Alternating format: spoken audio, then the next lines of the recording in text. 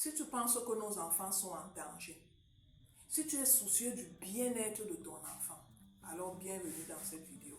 Parce qu'aujourd'hui, nous allons tirer les leçons d'une tragédie qui est arrivée et qu'aucun parent n'aimerait vivre. Tu as sûrement entendu parler de la tragédie qui est arrivée à notre chère fille Alexandra Momboyi, qui est malheureusement décédée au Canada, cette jeune Congolaise. Et aujourd'hui, on va en parler parce qu'aujourd'hui, c'est Alexandra, mais ça peut être n'importe qui de nos enfants. Aujourd'hui, on va justement en parler. Bienvenue dans cette vidéo. Si tu me découvres à l'instant, je suis Micheline Samet, je suis coach parental certifié et je suis psychologue. Je t'accompagne à bien gérer ton ado pour faire de lui un adulte responsable, stable, épanoui, utile à lui-même et utile à la société tout entière et à te donner à toi-même le sentiment d'une mission de vie accomplie. Comme moi, tu as sûrement entendu parler de cette tragédie qui est malheureusement arrivée à notre jeune fille congolaise, Alexandra Momboyi au Canada, qui est décédée dans des circonstances troubles alors qu'elle était allée juste poursuivre ses études. Qu'est-ce qui se passe? Il y a beaucoup de versions et la version officielle ne peut être donnée que par la police. Donc tout ce qui va se dire, c'est les recoupements des personnes qui étaient proches d'elle et qui ont accepté de témoigner. Il se trouve que cette jeune fille est partie de son Congo natal pour le Canada pour continuer ses études. Et au Canada, à Trois-Rivières, elle s'est retrouvée en colocation avec une autre jeune fille, elle, canadienne. Et ça ne s'est pas bien passé la colocation parce que de ce qu'elle a dit à des personnes qui étaient proches d'elle, elle s'est retrouvée harcelée par sa colocataire. Mais il y a bien plus. Elle s'est retrouvée prise dans une mafia au sein de l'université dans laquelle plusieurs personnes étaient impliquées, parmi lesquelles des personnes influentes même de la ville. Lorsqu'elle s'est sentie prise au piège, elle a quand même posé quelques actions pour s'en sortir. Malheureusement, ça n'a pas abouti. Elle a porté plainte, elle a déposé une plainte, elle a posé des actions pour essayer de partir de cette colocation pour trouver un autre domicile ailleurs. Elle s'est même confiée à des proches, leur laissant croire qu'elle se sentait menacée dans cette colocation et la personne avec qui elle était en colocation ne la rassurait pas beaucoup. Elle s'est même confiée à des personnes, leur disant qu'elle se sentait en insécurité dans cette colocation, au point où elle restait très peu dans sa chambre. Elle passait beaucoup de temps sur le campus universitaire, même lorsque rien ne justifiait qu'elle se retrouve là. Lorsqu'elle était obligée de partir de là, elle allait rester dans des endroits où elle pouvait être seule, comme dans le parc, où elle pouvait réfléchir aux solutions qui s'opposaient à elle. Malheureusement, le malheur s'est abattu sur elle parce qu'on l'a retrouvée noyée dans un cours d'eau qui passait à côté du bois. Ça, plus ou moins, c'est ce que tu sais. C'est ce que beaucoup de gens savent parce qu'on trouve ça un peu partout sur les réseaux sociaux. Je ne t'apprends peut-être pas beaucoup de choses là-dessus. Mais ce qu'on ne te dit pas, c'est plutôt quelle est la leçon qu'il faut en tirer en tant que parent par rapport à nos enfants. Parce qu'aujourd'hui, oui, malheureusement, c'est Alexandra. Mais qu'est-ce que toi, aujourd'hui, tu peux faire pour que la prochaine Alexandra ne soit pas ton enfant? Si ça t'intéresse, on ne bouge pas. La première chose qu'il faut savoir, c'est que nous devons installer des valeurs chez nos enfants. Pendant qu'ils sont encore petits, pendant qu'ils sont avec nous à la maison, on doit installer des valeurs qui sont des principes de vie forts auxquels nous, dans notre famille, nous sommes attachés. Et il faut que l'enfant grandisse avec ça pour que même lorsqu'il parte de la maison, qu'il ne se détache pas de ça, que c'est ça qui soit les principes de vie, les fondements ou les balises de sa vie. Ça va beaucoup l'aider lorsqu'il ne sera plus avec nous. Par exemple, tu peux apprendre à ton enfant l'intégrité. Est-ce que vous-même à la maison, vous êtes quelqu'un d'intègre? Est-ce que vous avez appris à votre enfant à s'attacher à ce qui est bien, à s'attacher à ce qui est droit, quel que soit ce que ça va lui coûter? Il faut qu'il sache, comme on dit souvent, que le bien est bien. Et il doit faire tout ce qu'il peut pour faire la promotion de ce qui est bien. Apprenez aussi à votre enfant la réactivité. Vous savez, quelquefois nos enfants, ils procrastinent. Nos enfants procrastinent beaucoup. Quand l'enfant voit quelque chose qui ne va pas bien, quel est son temps de réactivité? Que généralement il observe d'abord, il va bien voir après, peut-être qu'il a mal interprété, de toutes les façons on va voir après, ce n'est pas si grave que ça, ainsi de suite, ainsi de suite. Et pendant ce temps, le problème ne fait que s'aggraver. Ça fait qu'au moment où il décide de réagir, quelquefois c'est trop tard, il est comme pris dans les filets et il ne peut plus s'en sortir. Quel est le temps de réactivité que tu apprends à ton enfant? Quand il voit que quelque chose ne va pas bien, est-ce qu'il reste là à analyser ou alors il réagit rapidement? Est-ce que tu apprends à ton enfant la perspicacité? Est-ce que ton enfant sait lire les gens? Est-ce que ton enfant sait sentir que ici, là, l'affaire ici est louche? Il y a quelque chose qui ne va pas ici. Ton enfant sait voir ça. Ou alors c'est quand il avance jusqu'à se cogner à l'obstacle, c'est là qu'il se rend compte que quelque chose ne va pas. Est-ce que tu as appris à ton enfant la perspicacité? Est-ce que ton enfant sait lire les événements? Est-ce que ton enfant sait lire les gens? Mieux, est-ce qu'il sait donner la bonne interprétation lorsqu'il a lu? Est-ce qu'il est toujours en train de penser que le monde c'est un monde de bisounours? Quand il voit quelque chose, non, elle va changer, c'est parce que tu n'as pas encore bien vu, et ce n'est pas ce que tu penses. De toutes les façons, il y a beaucoup d'a priori positifs. On parle de lui ou d'elle en bien, ainsi de suite. Non, tu te fais seulement des idées. Est-ce que ton enfant sait lire les gens? Est-ce que ton enfant sait rapidement élaborer une stratégie? Quel est le temps qui s'est écoulé entre le moment où Alexandra s'est rendu compte que sa colocatrice était toxique pour elle et le moment où elle a posé les premières réactions? Quel est le temps qui s'est écoulé? Apprends à ton enfant à être réactif. Il doit savoir sentir ou pressentir qu'il y a quelque chose qui n'est pas normal ici et rapidement prendre des décisions. C'est ça qu'on appelle la stratégie. Tu as appris à ton enfant à élaborer les stratégies. D'accord, il n'est pas un expert, on ne lui demande pas d'élaborer les stratégies comme un adulte, comme toi tu l'aurais fait. Mais à son petit niveau, il a pensé à quoi pour s'en sortir.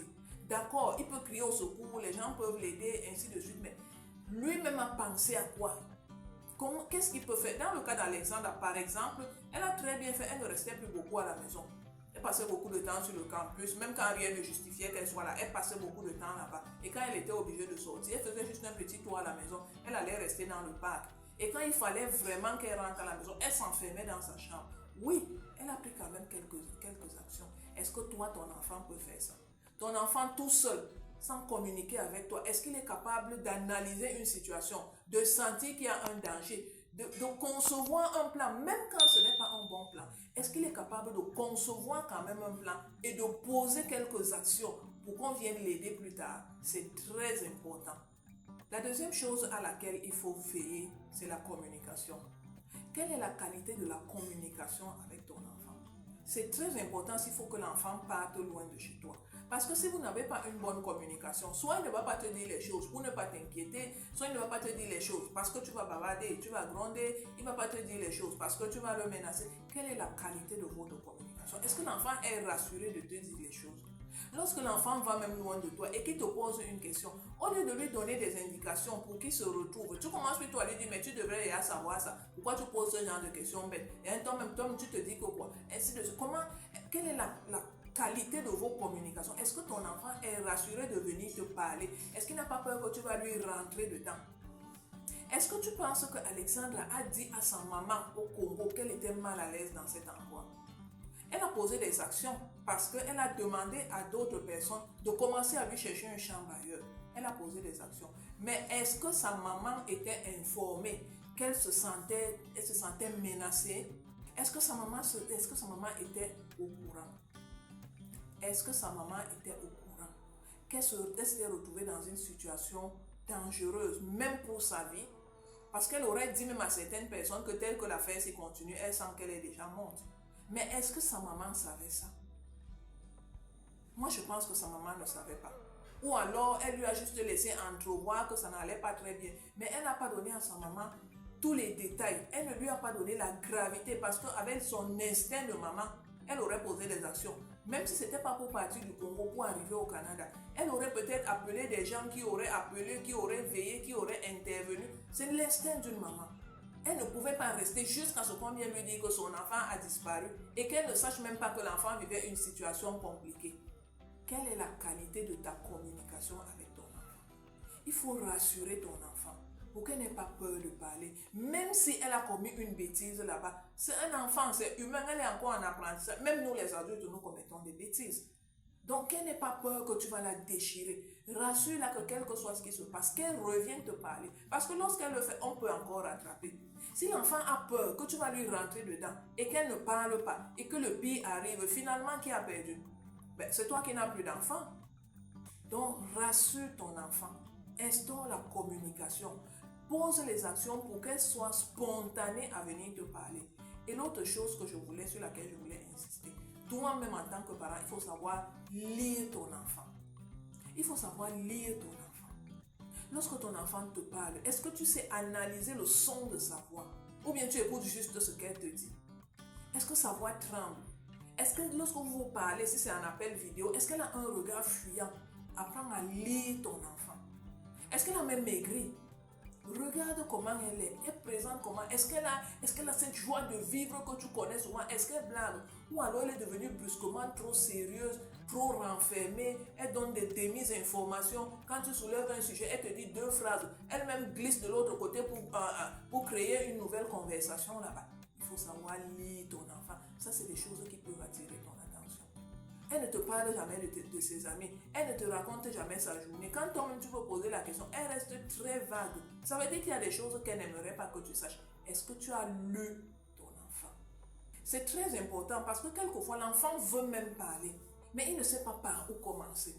Si toi-même tu inities la conversation sur un ton bienveillant qui lui donne l'impression que tu veux juste savoir ce qui se passe dans le sens de l'aider, tu vas voir qu'elle va se décharger. Il y en a qui se mettent même à pleurer. Quand je dis elle, ça peut être il, ça peut aussi être un garçon. Tu vas voir que l'enfant va même se mettre à pleurer, se décharger parce qu'il a le cœur lourd. Il veut parler, il ne sait pas par où commencer même. Quelquefois, c'est à toi d'initier la conversation. Mais qu'est-ce qui va te faire initier la conversation? C'est parce que tu as vu que ton enfant, c'est bizarre. On peut lire l'enfant de façon physique, avec son comportement non verbal, mais on lit l'enfant même spirituellement, on peut lire l'enfant. Il y a des parents qui sentent que leur enfant, il y a quelque chose qui ne va pas. Il ne peut pas te dire quoi exactement, mais il sent en lui qu'il y a quelque chose qui ne va pas. Quand tu as cette sensation, appelle. Demande un appel vidéo, insiste, que l'enfant te rappelle, mets la pression. Il y a quelque chose qui se passe. Et souvent, lorsque vous vous mettez à parler, plus tu insistes, plus l'enfant s'ouvre un peu. Et finalement, il éclate, il se met à pleurer et il te raconte des histoires où tu tombes de très haut. Sauf que toi, tu as le recul. En tant qu'adulte, tu peux avoir des relations, tu peux avoir même un peu d'argent. Tu peux rapidement initier quelque chose pour attraper la situation.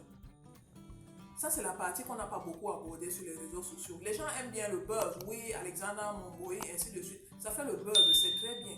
Mais derrière ça, en tant que parent, qu'est-ce qu'on peut faire pour que la prochaine Alexandra ne soit pas ton enfant? J'espère que ce contenu t'a apporté quelque chose qui va te permettre de protéger tes enfants et de protéger d'autres enfants autour de toi en partageant cette vidéo à leurs parents.